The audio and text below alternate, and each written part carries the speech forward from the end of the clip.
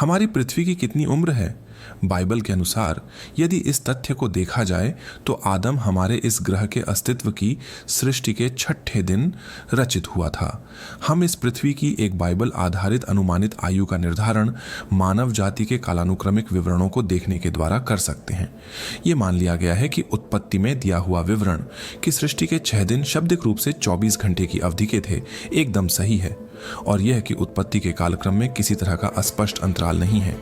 जिन वंशवलियों की सूची उत्पत्ति अध्याय 5 और 11 में दी गई है वह उस युग को सूचित करती है जब आदम और उसके वंशज के लोगों ने अपने से आगे आने वाली पीढ़ी को आदम से लेकर अब्राहम तक पूर्वजों के उत्तराधिकार के रूप में पालन पोषण किया था। परंतु इस बात का निर्धारण करना कि अब्राहम कहां पर इतिहास के कालक्रम में सही रूप से आता है और उत्पत्ति 5 और 11 के युगों के साथ इसे जोड़ देने से यह आभासित होता है कि बाइबल ऐसी शिक्षा देती है कि यह पृथ्वी थोड़ी या ज्यादा लगभग 6000 वर्ष पुरानी है। उसके करोड़ों अरबों वर्षों होने के बारे में क्या कहना, जिसे आज के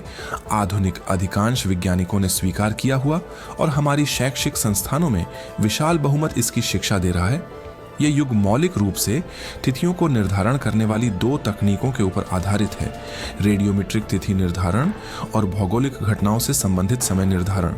वे वैज्ञानिक जो इस पृथ्वी की लगभग 6000 वर्ष की आयु की वकालत करते हैं, ये जोर देते हैं कि रेडियोमेट्रिक तिथि निर्धारण का सिद्धांत दोषपूर्ण अनुमानों की श्रृंखला के ऊपर आधारित है, जबकि भौगोलिक घटनाओं से संबंधित समय निर्धारण इसलिए दोषपूर्ण है क्योंकि यह वृत्तीय तर्क को उपयोग करता है।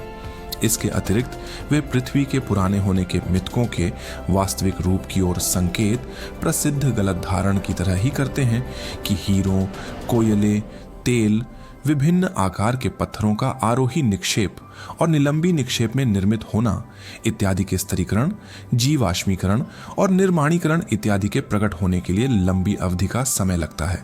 अंत में कम उम्र की पृथ्वी की वकालत करने वाले इस पृथ्वी के कम उम्र होने के लिए सकारात्मक प्रमाण को इस पृथ्वी के पुरानी होने के प्रमाणों के स्थान पर प्रस्तुत करते हैं, जिसे वे वास्तविक रूप में मानते हैं।